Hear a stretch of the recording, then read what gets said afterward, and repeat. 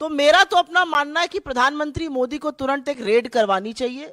ED, CBI, income tax, जिसकी भी कराना चाहें, ताला लगवाएं इस संस्था पर और जेल भेजने का काम करें सीएजी के इन लोगों को। इन लोगों को क्या लग रहा है प्रजातंत्र चल रहा है कि आप रिपोर्ट निकालेंगे और सरकार को आईना दिखाएंगे और सरकार से सवाल पूछेंगे कि इतनी बड़ी बड़ी धांधली कैसे हो रही है। अरे ये सब प्रजातंत्र में किया जाता था। ऐसे ऐसे पेपर फेंक फेंक कर एंकर, एडिटर तब शो करते थे जब प्रजातंत्र था।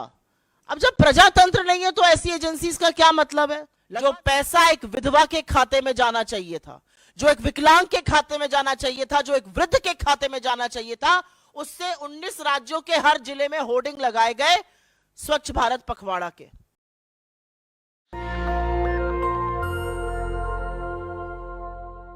जिस मुद्दे पर आप जैसे प्रबुद्ध पत्रकारों को सवाल पूछना चाहिए और जिस मुद्दे पर प्रधानमंत्री मोदी की चुप्पी टूटनी चाहिए, वो मुद्दा है बड़े घोटालों का। लेकिन मेरा अपना मानना है कि इस देश में एक देश विरोधी, मोदी विरोधी संस्था है, वो इंटरनेशनल साजिश का शिकार है और उस संस्था का नाम है CAG, controller and auditor general. सरकार के सारे खर्चों का ऑडिट करती है ये संस्था। बड़ी देश विरोधी संस्था है। एक नहीं, दो नहीं, तीन नहीं, सात बड़े सीएजी घोटालों का पर्दाफाश पिछले कुछ ही दिनों में किया है। तो मेरा तो अपना मानना है कि प्रधानमंत्री मोदी को तुरंत एक रेड करवानी चाहिए। ईडी, सीबीआई, इनकम टैक्स, जिसकी भी कराना चाहें, ताला लगवाएं इस संस्था पर और जेल भेजने का काम करें सीएजी के इन लोगों को। इन लोगों को क्या लग रहा है प्रजातंत्र चल रहा है कि आप रिपोर्ट निकालेंगे और सरकार को आईना दिखाएंगे और सरकार से सवाल पूछेंगे कि इतनी बड़ी बड़ी धांधली कैसे हो रही है। अरे ये सब प्रजातंत्र में किया जाता था। ऐसे ऐसे पेपर फेंक फेंक कर एंकर, एडिटर तब शो करते थे जब प्रजातंत्र था। अब जब प्रजातंत्र नहीं है तो ऐसी एजेंसीज का क्या मतलब है। लगवा दीजिए तुरंत ताला इस पर और भेजिए जेल। इनकी हिम्मत कैसे हो रही है एक नहीं, दो नहीं, सात घोटालों का पर्दाफाश करने की। और बड़े बड़े घोटाले हैं, बड़े बड़े मंत्रालयों के घोटाले हैं और ऐसे घोटाले हैं जिन घोटालों से आपके जेब पर डाका डाला जा रहा है, ये याद रखिएगा। लेकिन मोदी जी कहां कुछ गलत करते हैं। मोदी जी ने बड़ा पैसा खर्च करके खूब सारे मीडिया प्रचार प्रसार से अपनी एक छवि बनाई थी। दिन भर ईमानदारी ईमानदारी ईमानदारी की उस छवि का दंभ भरते हैं। अब ये सीएजी रिपोर्टें जो हैं एक नहीं, दो नहीं, 7, वो उस छवि को पूरी तरह से ध्वस्त कर देती हैं, बर्बाद कर देती हैं। तो कुछ सवाल बनते हैं, लेकिन इस देश विरोधी संस्था को तो बंद होना चाहिए भाई। बहुत गलत बात है। मोदी जी के साथ बड़ी बेइंसाफी है। उनकी नाक के नीचे जो घोटाले और भ्रष्टाचार हो रहा है उसको उजागर कर रहे हैं। भला बताइए, ये काम है संस्थाओं का? कैसे ये काम कर रहे हैं? पक्का किसी इंटरनेशनल साजिश का साथ देते हैं ये। शुरू में करूंगी 7 घोटाले। एक पहला है भारतमाला प्रोजेक्ट से।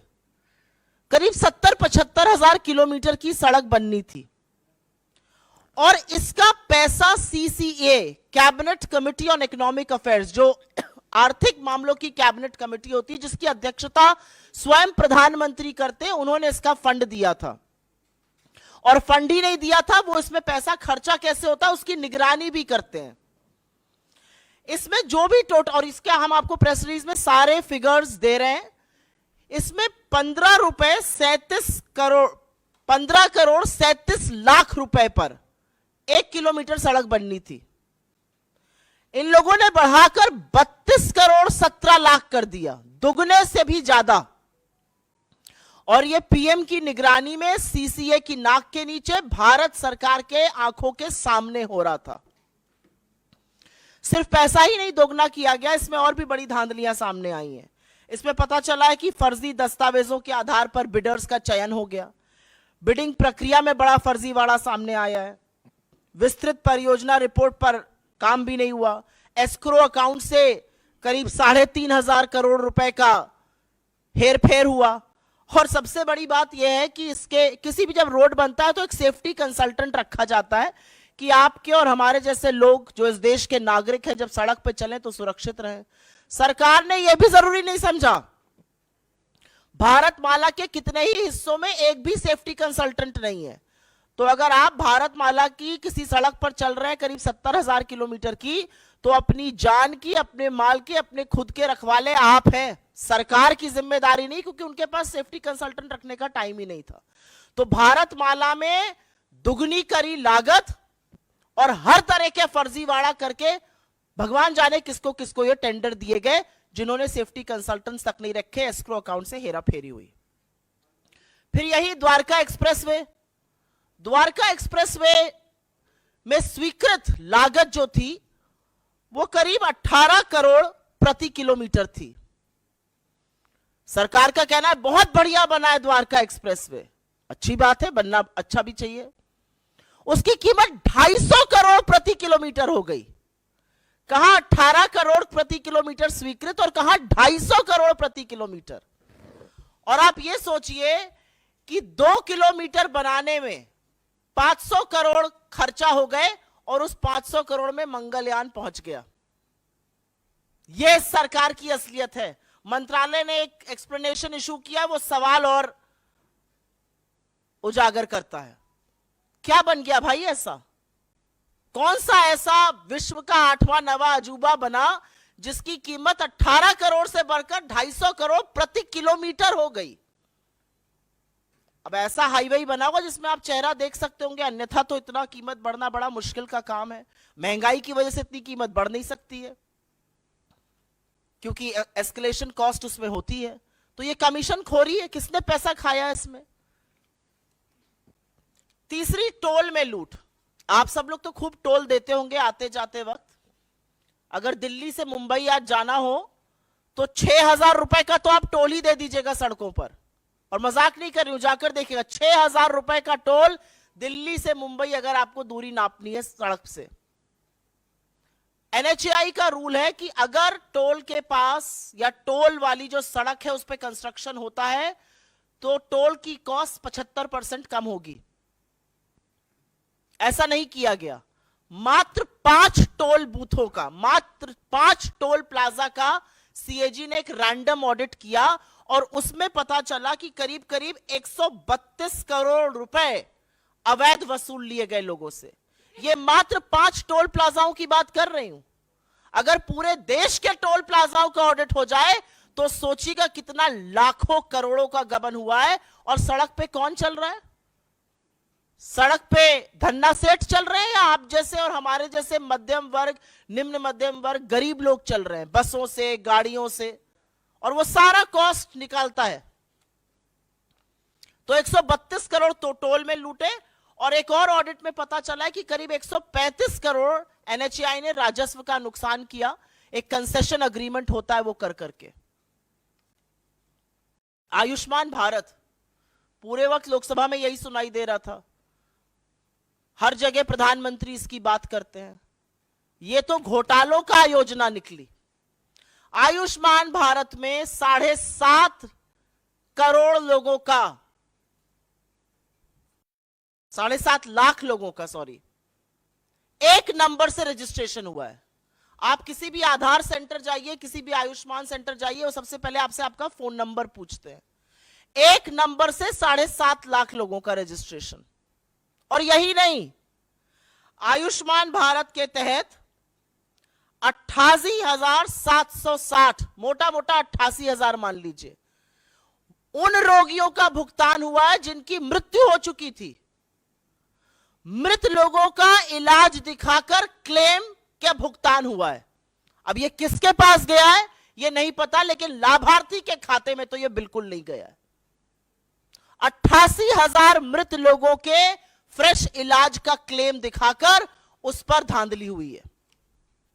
और जैसा कि मैंने आपको बताया, 7.5 लाख लाभार्थी एक नंबर से जुड़े हैं। इनफैक्ट अगर आगे डेटा देखिए तो करीब करीब 1 करोड़ 24 लाख जो हैं वो मात्र कुछ फोन नंबर से जुड़े हुए हैं। भगवान की बात ना हो ऐसा कैसे हो सकता है? और वो राम जो सबके आराध्य है। अयोध्या में एक भव्य राम मंदिर बन रहा है। जमीन में जितनी दलाली भारतीय जनता पार्टी के नेता, एसडीएम, कानूनगो सब मिलकर कर सकते थे, बड़े बड़े नेता, ट्रस्ट के लोग, वो तो खूब हुई। वो आप लोगों ने देखा और सरकार की बेशर्मी कह लीजिए या थेथरई कह लीजिए, एक शब्द उस पर बोला नहीं गया। अब पता चल रहा है कि अयोध्या डेवलपमेंट प्रोजेक्ट में भी खूब धांधली हो रही है, और धांधली ऐसी वैसी नहीं हो रही है। पैसा जो जनता का है वो जा रहा है ठेकेदारों के गल्ले में, अनुचित लाभ पहुंचाया जा रहा है। ऐसे ऐसे ठेकेदारों को जीएसटी का भुगतान हो रहा है जिनका रजिस्ट्रेशन कैंसिल हो चुका है। सिंचाई विभाग ने तो ऐसे लोगों को ठेका दे दिया जो अयोग्य थे। जो कार्यान्वयन एजेंसी है उत्तर प्रदेश राजकीय निर्माण निगम, उन्होंने परफॉर्मेंस गारंटी का एक पैसा होता है जो ठेकेदारों से जमा कराना होता है, वो तक जमा नहीं कराया। तो ये तो भगवान के नाम पर लूट मची हुई। पहले जमीन की धांधली में सस्ते में जमीन लेकर महंगे महंगे दामों में ट्रस्ट को बेचकर खूब पैसा कमाया इन तथाकथित राम भक्तों ने। हमारे आराध्य को, हमारे ईश्वर को भी नहीं छोड़ा। और अब उसी अयोध्या डेवलपमेंट प्रोजेक्ट में बड़ा घोटाला सामने आ रहा है कि करीब करीब 20 करोड़ रुपए तो ऐसे ठेकेदारों के गल्ले में गए जो अयोग्य थे। रजिस्ट्रेशन कैंसिल, जीएसटी का भुगतान आ रहा है। ग्रामीण विकास मंत्रालय, रूरल डेवलपमेंट मिनिस्ट्री, ये छठा घोटाला सामने आया है। क्या कहता है ये घोटाला? इसमें पेंशन का एक प्रयोजन होता है। वो पेंशन किसको जाती है? वो पेंशन जाती है वृद्धा पेंशन, विधवा पेंशन और विकलांग पेंशन। हर गांव में अगर आप आज की तारीख में चले जाइए तो आपको 10 लोग ऐसे मिल जाएंगे, वृद्धा, विकलांग, वृद्ध मिलाकर, जो कहेंगे हमारी पेंशन नहीं आ रही है। किसी भी जगह चले जाइए, वो कहेंगे हमारी पेंशन नहीं आ रही है। फिर हम उनको दिलासा देते हैं कि हम कुछ करते हैं, फिर हम डीएम को चिट्ठी लिखते हैं, फिर डीएम कहता है कि नहीं ऐसा आवंटित फंड कम हो गया है, क्या किया जाए। ऐसा तमाम जगह होता है, एटलीस्ट जहां जहां मैं जाती हूं वहां जरूर होता है। अब पता चल रहा है ऐसा क्यों हो रहा है? क्योंकि जो वृद्धा पेंशन, विकलांग पेंशन, विधवा पेंशन का पैसा है वो सरकार दूसरी योजनाओं के प्रचार प्रसार में खर्च कर रही है। सीएजी की रिपोर्ट से यह सामने आया है कि सरकार ने इस पैसे से होर्डिंग लगवाए ग्राम समृद्धि स्वच्छ भारत पखवाड़ा के 19 राज्यों के हर जिले में। जो पैसा एक विधवा के खाते में जाना चाहिए था, जो एक विकलांग के खाते में जाना चाहिए था, जो एक वृद्ध के खाते में जाना चाहिए था, उससे 19 राज्यों के हर जिले में होर्डिंग लगाए गए स्वच्छ भारत पखवाड़ा के। और अंत में एचएएल को भी घसीटा है सीएजी ने। विमान इंजन की डिजाइन प्रोडक्शन की खामियों का गंभीर आरोप लगा है, जिससे करीब राजस्व को 154 करोड़ रुपए का नुकसान हुआ है। तो हमारे कुछ सवाल है प्रधानमंत्री जी से। हमारा पहला सवाल तो यह है कि आप ही की नाक के नीचे ये घोटाले हो रहे हैं तथाकथित, आप ही की नाक के नीचे ये धांधली हो रही है, तो इस पर चुप्पी तोड़िएगा या नहीं तोड़िएगा? क्या प्रधानमंत्री अपनी सीधी निगरानी में हो रहे भारतमाला घोटाले, जिससे सीसीए के अध्यक्ष आप हैं, उस पर चुप्पी तोड़िएगा, उस पर कार्रवाई करिएगा? क्या केंद्रीय सड़क परिवहन और राजमार्ग मंत्रालय के खिलाफ और मंत्री के खिलाफ कोई कार्रवाई की जाएगी? एक एनएचएआई का मामला आया है, एक द्वारका एक्सप्रेसवे का आया है, भारतमाला का आया है। क्या प्रधानमंत्री आयुष्मान भारत में हो रहे फर्जीवाड़े पर कुछ करेंगे? और क्या वो पता करेंगे कि आखिर लाभार्थियों का पैसा गबन किया तो किसने गबन किया? क्या वो पता करने की कोशिश करेंगे कि वृद्ध का, विधवा का, विकलांग का ग्रामीण विकास मंत्रालय का पैसा दूसरी योजनाओं पर खर्च क्यों किया जा रहा है? क्या प्रधानमंत्री ये जानने का जरा सा भी प्रयास करेंगे कि अयोध्या में जमीन की धांधली के बाद जो अयोध्या डेवलपमेंट प्रोजेक्ट में घोटाले हो रहे हैं और अनुचित लाभ ठेकेदारों को पहुंचाया जा रहा है, वो कौन पहुंचा रहा है? और अंत में मैं सिर्फ ये कहूंगी कि किसी जमाने में सीएजी का नाम सुनकर अधिकांश मीडिया को करंट लग जाता था। यह अलग बात है कि जो तथाकथित रिपोर्टें थी वो झूठी साबित हुई, और मारे पेपर दिखा दिखाकर सुबह शाम दिन रात प्राइम टाइम चिल्ला चिल्ला के शो होते थे। उस मीडिया ने चुप्पी धारण कर ली है, प्रधानमंत्री भी मौन है, लेकिन मुनाफाखोरी, कमीशनखोरी और जनता के पैसे की जो लूट हो रही है उससे पर्दा खुद सीएजी उठा रहा है, खुद इस देश का चीफ ऑडिटर उठा रहा है। और हमें पता है कि मोदी जी जवाब नहीं देंगे, लेकिन हमें पूरा विश्वास है कि मोदी जी जिस व्यक्ति ने पर्दाफाश किया उसको बर्खास्त करेंगे, रेड कराएंगे और ऐसी संस्था को जेल भेजने का काम करेंगे। तो ये सड़क मंगलयान से ज्यादा बजट पर बनेगी, ये एक्सप्लेनर है इस मंत्रालय का। मैं तो जानना चाहती हूं कि जिस प्रोजेक्ट की आप बात कर रही हैं द्वारका एक्सप्रेसवे की, जहां पर 18 करोड़ प्रति किलोमीटर पे बनना था और वो 250 करोड़ प्रति किलोमीटर पे चला गया, कोई एक ऐसा विशेषज्ञ पूरे दुनिया में इस धरती से ले आइए जो कह दे कि प्रोजेक्ट ऐसे एस्केलेट हो सकती है कॉस्ट। एक ले आइए। जितने पैसे में, जितना 2 किलोमीटर बना उतने में मंगलयान पहुंच गया वहां, और हम कह रहे हैं कि ऐसा हमने रोड बना दिया। फिर तो भाई उस पर टिकट लगना चाहिए, लोगों को उस रोड पर चलना नहीं चाहिए, उस रोड को जाकर देखना चाहिए, उसको नेशनल मॉन्यूमेंट घोषित कर देना चाहिए, उस पर टिकट लगा देना चाहिए, उसको विश्व का 8वां अजूबा घोषित कर देना चाहिए। 18 करोड़ प्रति किलोमीटर का रोड 250 करोड़ प्रति किलोमीटर पे बन रहा है। 1400%, 14 गुना बढ़ गई कॉस्ट। ये किस हिसाब से हो सकता है? वो एक्सप्लेनेशन जो आया वो और भी हास्यास्पद था।